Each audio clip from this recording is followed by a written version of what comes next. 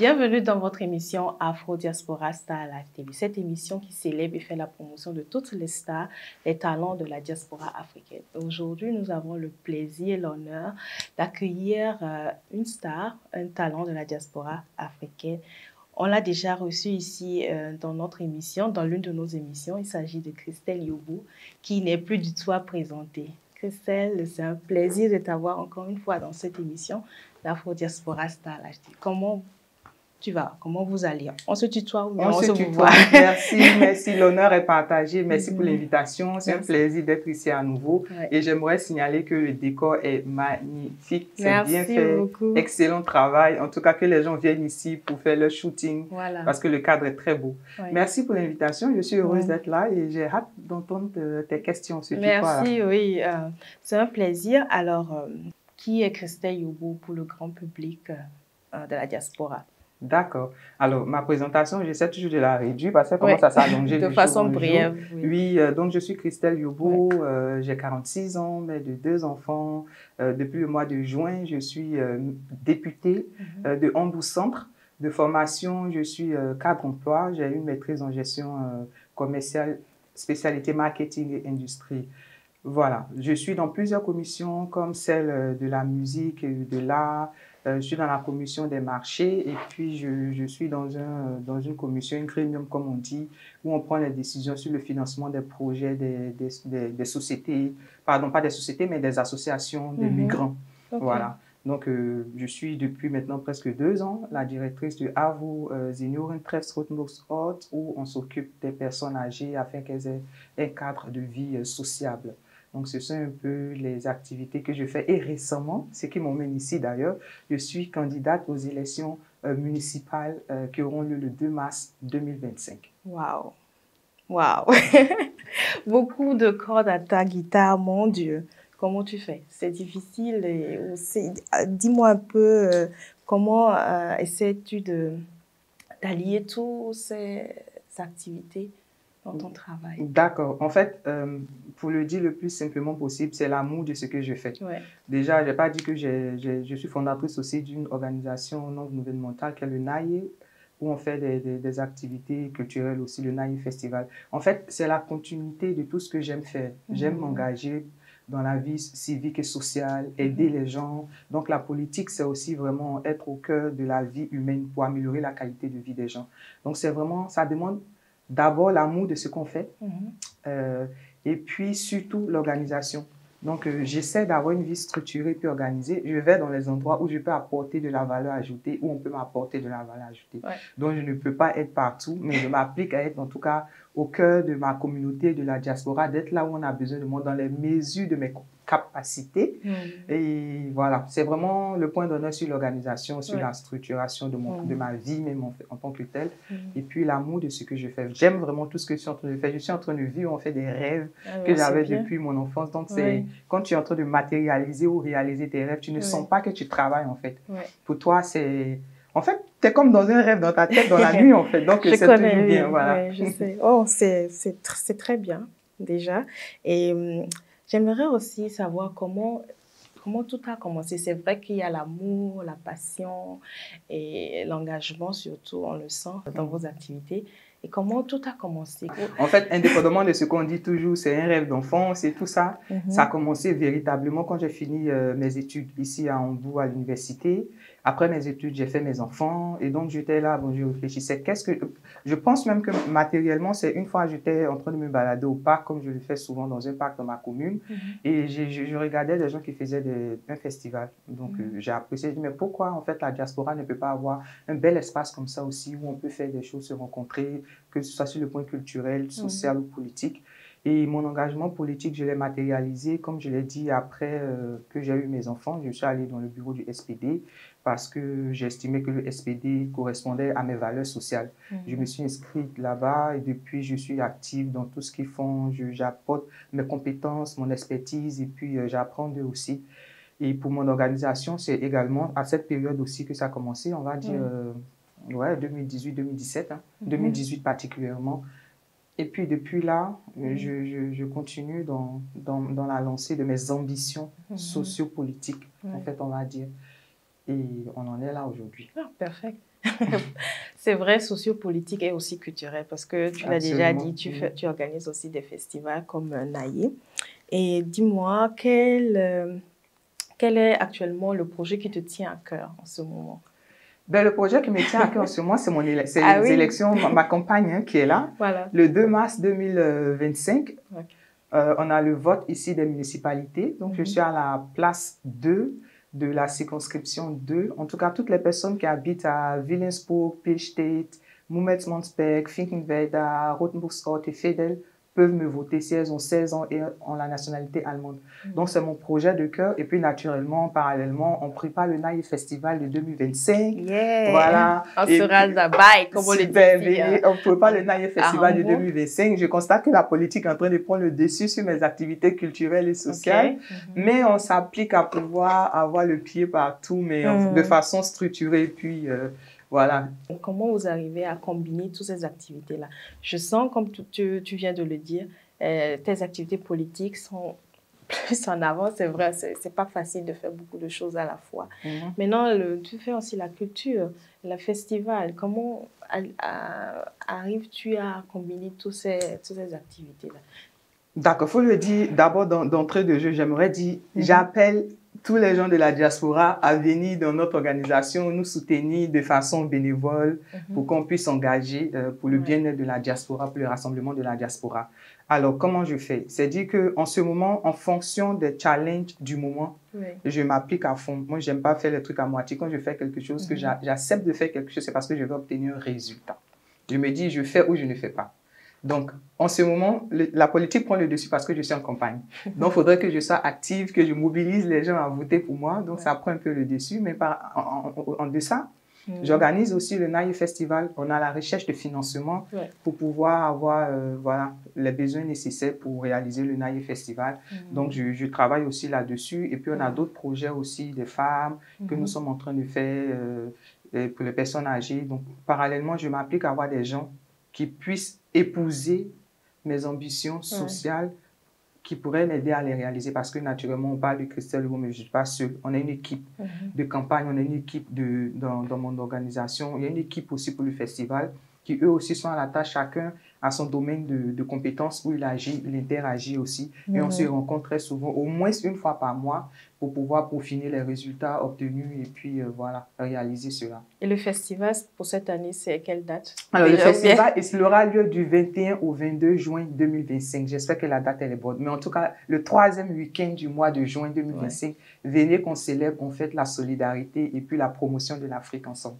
Surtout la culture africaine aussi, très importante. La culture est très importante parce que la culture renforce la diversité culturelle, la culture renforce les liens, les échanges. Dans la culture, il y a un tout. Il y a les workshops, il y a la politique, il y a le social parce qu'on recueille des fonds aussi pour réaliser la construction d'écoles dans les différents pays d'Afrique. À travers la culture qu'on fait, on essaie de rassembler des gens. Il y a des gens qui se rencontrent, qui s'épousent dans la culture. Il y a des gens qui se rencontrent, qui apportent de la valeur ajoutée à leurs compétences personnelles parce qu'ils rencontrent des hommes d'affaires, ils rencontrent des personnes dans des organisations qui pourraient leur apporter un peu plus de valeur ajoutée sur leurs compétences. Donc, pour moi, la culture, c'est un point important pour rassembler, en fait, les gens. Oui, c'est comme un networking. Also, comme on le dit de nos jours. Un bon moyen de réseautage, en tout cas. Voilà. Le réseau, très, très important. Selon toi, par exemple, quels sont les grands défis que tu rencontres dans tes activités? Les grands défis concernant la diaspora, n'est-ce pas? Concernant la diaspora ou bien concernant toutes tes activités de façon globale? Bon, de façon globale, le premier point souvent, c'est d'abord le financement. Parce qu'il faut dire, même pour le festival, on cherche toujours des financements. On n'a pas encore réussi peut-être à convaincre les investisseurs à avoir confiance en nous pour investir, pour qu'on puisse organiser, prendre notre temps pour mieux organiser, planifier un bon spectacle aux gens, que de pouvoir toujours chercher les financements, écrire des lettres et tout ça. Ça, c'est très prenant parce qu'on envoie différentes lettres à différents opérateurs économiques, à différentes sociétés et tout ça. C'est très, très, très, très prenant. Et puis, les difficultés qu'on rencontre aussi, c'est de trouver les gens qui s'engagent sans forcément... Parce que les gens, souvent, ils nous voient faire tout ce qu'on fait, ils pensent qu'on gagne beaucoup d'argent là-dedans. C'est vraiment l'amour de ce que nous faisons. Ah oui, c'est l'engagement, un engagement de pouvoir dire on a reçu. quelque chose de l'Allemagne quand on est venu. On s'est formé. Aujourd'hui, Dieu fait grâce, on a une bonne position. Mais on veut donner aussi aux autres. Moi, j'aime le partage, en fait. Que ce soit le partage culturel, politique, social, en tout cas, tout ce que vous voulez. Mais j'aime pas que recevoir, j'aime donner. J'aime vraiment donner. Et c'est ce qui me fait courir peut-être comme ça. Parce que je veux être un moyen de bénédiction pour une multitude de personnes. Je veux être vraiment quelqu'un qui, par moi, aide plusieurs personnes et puis apporter les besoins des autres là où il faut prendre les solutions à leurs problèmes. Donc, c'est d'abord le financement qui est un gros challenge et puis aussi la main-d'œuvre qualifiée surtout qui pourrait aussi s'investir en fonction de leurs différentes compétences, de leur niveau d'éducation pour pouvoir réaliser les projets que nous avons. J'estime avec modestie qu'on a de bons projets dans la diaspora, mais il manque honnêtement la main-d'œuvre qualifiée pour la réalisation professionnelle de ce que nous faisons. C'est vrai. Et puis la volonté aussi de nos confrères ou bien de est-ce que l'appelle l'engagement? L'engagement de travailler de façon bénévole, en fait. Les gens, tout de suite, quand ils veulent faire quelque chose, ils veulent de l'argent. Il faut dire que c'est difficile aussi, vu le système dans lequel nous sommes ici en Allemagne. C'est difficile de lier le boulot, ou bien l'étude et d'autres activités, mais ce n'est pas impossible. Tu m'étonnes. Si je te dis qu'avec tout ce qu'on a cité, moi, je continue mon boulot. Je suis cadre emploi, je sais. Et je continue pleinement de travailler parce que c'est ce qui me nourrit, en fait. J'ai des enfants, j'ai des charges fixes et flexibles que je dois couvrir. Donc, j'ai mon boulot. Et tout ce que je vous cite là, c'est des hobbies, du bénévolat que je fais, mais que je dois assumer aussi parce que j'ai accepté de le faire et je veux bien le faire en tout cas. Pour marquer quand même mon histoire, comme on dit chez nous, quand on marche, il faut savoir laisser des traces. Et donc, ce sont mes traces que je laisse comme ça et j'espère emporter avec moi d'autres personnes qui vont épouser mes ambitions, mes idées pour qu'eux aussi, ils puissent être des valeurs sûres pour la société. Parce que quoi qu'on fasse et quoi qu'on dise, il est important où on se trouve de marquer son territoire par ses actions positives. Et ça nécessite aussi la volonté, la passion, celle de ce qu'on fait, mais c'est l'amour de son prochain. Qui nous conduit à faire... Parce que souvent, les gens me disent la politique, mais la politique, c'est rien d'autre que du social, en fait. Oui, beaucoup ont peur de la politique, au fait. Ils pensent que, bon, tu sais comment on vit la politique dans nos différents pays africains. Quand tu es ici, tu dis, je fais la politique, beaucoup ont peur de dire, ah, j'ai pas envie de parler. Mais c'est assez différent. C'est différent. Et, bon, beaucoup ne savent pas, c'est l'occasion de vulgariser ou bien rendre la politique accessible à tous. En fait, comme je l'ai dit, c'est vraiment... quand le Covid a commencé, j'ai compris que la politique était le pouvoir des décisions de nos vies, en fait. C'est vrai. Parce que les politiciens ont décidé qu'on ne sorte pas. Ils ont complètement réduit notre vie sociale et on est tous restés cloîtrés chez nous. Donc, j'ai compris qu'avec la politique, on pourrait retrouver les ressources pour structurer la diaspora, pour donner plus de valeur à la diaspora et de résoudre les problèmes de la diaspora. Parce que personne mieux que nous-mêmes pouvons trouver les solutions à nos problèmes. C'est vrai. On trouve très souvent des gens, des Européens, qui ont des projets pour les gens de la diaspora. Et très souvent. Même quand il y avait les festivals qu'on organisait, africains et tout, la plupart du temps, c'est un Européen qui est derrière. Tu vois? Ou peut-être qu'il a une épouse ou un mari africain. Mais sinon, généralement, c'est des gens qui aiment l'Afrique qui organisent. Mais c'est bon d'avoir des gens qui organisent des choses dans le domaine de compétences qu'ils maîtrisent. Moi, je suis venue ici, j'ai appris la langue, je me suis formée, je travaille. Donc, j'ai fait divers boulots, que ce soit le nettoyage, que ce soit travailler dans les dépôts, dans la vente, être serveuse, tout ce que vous voulez, même dans le champ ici. Donc, il n'y a pas quelqu'un qui peut me dire qu'il maîtrise la vie d'un migrant mieux que moi, en tout cas. Donc, quand je vais discuter en politique des projets sur la diaspora, je sais qu'on a besoin de financement pour se réaliser. Même quand on parle de structuration, il faut du financement pour être structuré, il faut du financement pour avoir un site internet, il faut du financement pour avoir tout ce que vous voulez, un personnel au moins qui travaille à mi-temps ou qui travaille, on va dire, de façon basiste ici, qui peut être un allié pour vous, pour ne pas que ce soit vous qui fassiez tout le boulot. Et il est important qu'on fasse ce genre de choses pour investir aussi ou encourager, promouvoir l'entrepreneuriat de la diaspora. Parce que les Juifs, ils sont respectés. Pourquoi? Parce qu'ils ont un grand pouvoir d'achat. Et ils sont dans les endroits des instances de décision.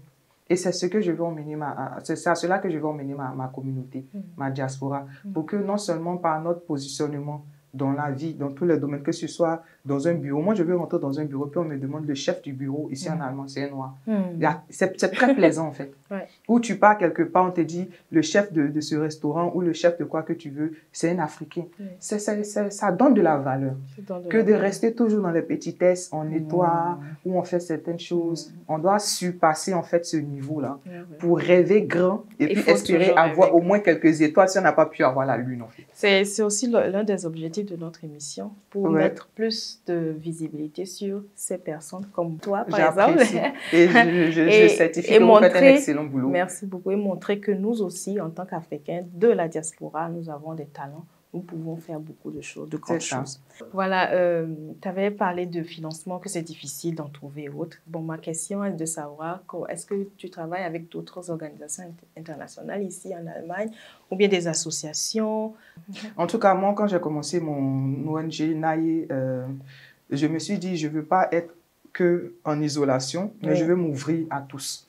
Donc, je travaille en collaboration avec la ville, avec les organisations existantes, en tout cas dans ma commune et dans d'autres communes à Hambourg-Mitte, avec des fondations, avec des partenaires qui nous font confiance, avec qui nous faisons nos différents projets, même avec l'Union européenne, on a eu des projets.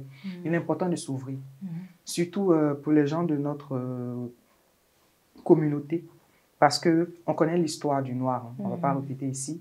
Donc, il est important qu'on se mélange. En allemand, ici, on dit Teilhabe, en tout cas, faire partie du système, en fait. Donc, j'exhorte la communauté, j'exhorte les gens de la diaspora à s'intéresser aux choses de ce pays qui les accueille, à s'intégrer, à pouvoir chercher leur place partout. Dans chaque commune, normalement, il y a ce qu'on appelle Stadtrat, c'est un conseil des sages, où on prend les décisions, on apporte les problèmes de la commune et on essaie de résoudre avec, pas la mairie, mais le Bezirksamt, qui est donc le parlement qui s'en occupe.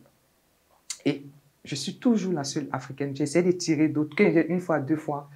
C'est trop prenant parce que j'avoue que tout ce que nous faisons, ça nécessite le sacrifice de son temps. C'est ça. Le temps des qualités qu'on pourrait faire avec ses enfants, avec sa famille, avec son conjoint, ça nécessite. Mais c'est un bon sacrifice, en fait. Parce que moi, ce que je fais, j'apporte mes enfants avec. Quand je vais faire des événements, quand je vais dans ce genre de trucs, je les emmène pour qu'ils voient ce qui se passe, pour qu'ils s'intègrent. Si on ne s'intègre pas, on ne connaîtra pas, ou on n'aura pas les bonnes informations qu'il nous faut pour avoir un bon positionnement. L'information est importante. Et c'est là qu'on essaie de communiquer avec les gens, on essaie de faire des coopérations, des partenariats avec les gens. Ça nous apporte toujours une valeur ajoutée. Aujourd'hui, moi, je suis avec toi, on est en train d'échanger. Forcément, il y a quelque chose qui va rester. Donc, en tant que société, si tu travailles avec une société, tu ne peux jamais tout connaître. Chacun a son domaine de définition. Et quand chacun apporte sa pierre à l'édifice, la diversité donne de la beauté. Donc, il est important qu'on s'ouvre à tous. Moi, je collabore avec toutes les associations aux besoins, en tout cas. Je suis ouverte à toutes. J'aide où je peux aider, que ce soit dans ma commune, avec les Européens ou avec les associations africaines de la communauté de la diaspora. Il est important qu'on ait toujours ce network-là, ce réseautage-là, qui nous permet de renforcer, en fait, nos liens. C'est vrai. Pour parler en une voix. Oui. Très important. C'est vrai, tu as déjà dit ce qui te motive tous les jours de continuer la bataille et autres. Je ne vais pas revenir là-dessus encore une fois.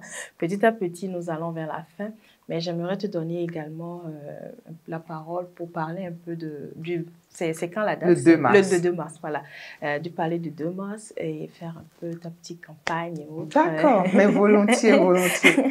Alors, moi, c'est Christelle Yobo. Je suis votre nouvelle députée au Parlement de Hambourg-Centre. Et maintenant, je suis candidate pour les élections municipales qui auront lieu le 2 mars 2025. Je viens donc vous solliciter pour votre soutien. Toute personne habitant à Hambourg dans le district 2, c'est-à-dire Mummelsmannsberg, Finkenwerder, Veddel, Willensburg, Billstedt, Rothenburg-Ort, qui a 16 ans et qui a la nationalité allemande, peut me voter. C'est un grand challenge parce que c'est la première fois qu'une femme noire est sur la liste. Et non seulement ça, je suis à la place 2, ça n'a jamais existé également.